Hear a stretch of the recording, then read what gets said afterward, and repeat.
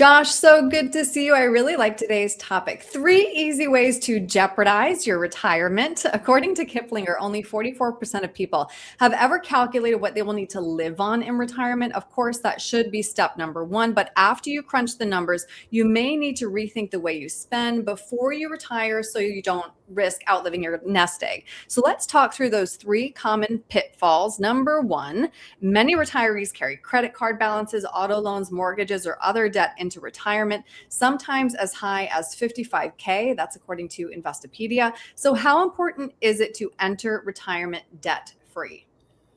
It makes a huge difference because one thing people don't really understand is how much money it takes to make $1,000 a month income, right? Yeah. It takes a lot of money to reproduce $1,000 every month. And so if you can get those debts paid off, then your income needs to be very, very much less than what it would be. And also that means that you need a smaller nest egg to be able to live off of that income. Mm-hmm. So it makes a big difference. And you got to think a lot of these debts people are carrying are super high interest. Right. You know? And one of the big things in the media right now is this whole wanting to reduce the interest on credit cards, right? There's a lot of people carrying interest on credit cards that's, 20, 30+% interest. And that can be a real killer. And auto loans are not quite as bad, but they fall right into the same category. And how do you feel about mortgages? Because a lot of people want to enter retirement without a mortgage. Entering retirement without a mortgage is much easier because that's a big payment. But generally, your interest rate on your mortgage is down, so is lower. A lot of people are still carrying that really, really low interest rate on their mortgage from those COVID years where they're in that 2-3%, and that's really what we kind of jokingly call free money. But if you're in that 7, 8, 9%, that can be really hard. Different answer. Yeah, good point. So it depends on your interest rates and such. And then you got to think, some people are like, well, I'll take money out of my 401k to pay off my mortgage. You can do it. We have to think about what that's going to cost you in taxes and future loss of income. Yes.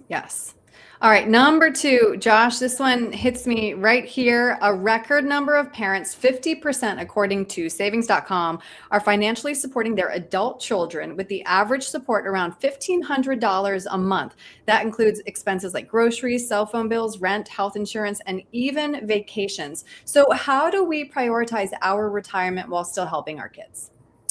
Yeah, as a parent, I feel it too, is, you want your kids to do well, right? But it can't be at the expense of your future, right? So if you want to help your kids, that's awesome. But we have to really understand if you can afford to help your kids. Right. Because we don't want something to happen where you're helping your kids and then all of a sudden at 75, 80 years old, you run out of money and then you're knocking on their door. Hey, remember when I helped you? It's time to help mom and dad. Mm-hmm. And we don't want to have to risk that. We have to make sure that you're going to be fine first. And then if there's extra, by all means, help your kids, but make sure that your future is going to be solid before you help the kids. Yes, absolutely. And then number 3, living large. Simply put, living beyond our means. But how can we determine if we are spending more than we should? This is such a delicate balance in retirement. Yeah, and that's always eye-opening for folks when first question they always ask me is, hey, I have X number of dollars, can I retire?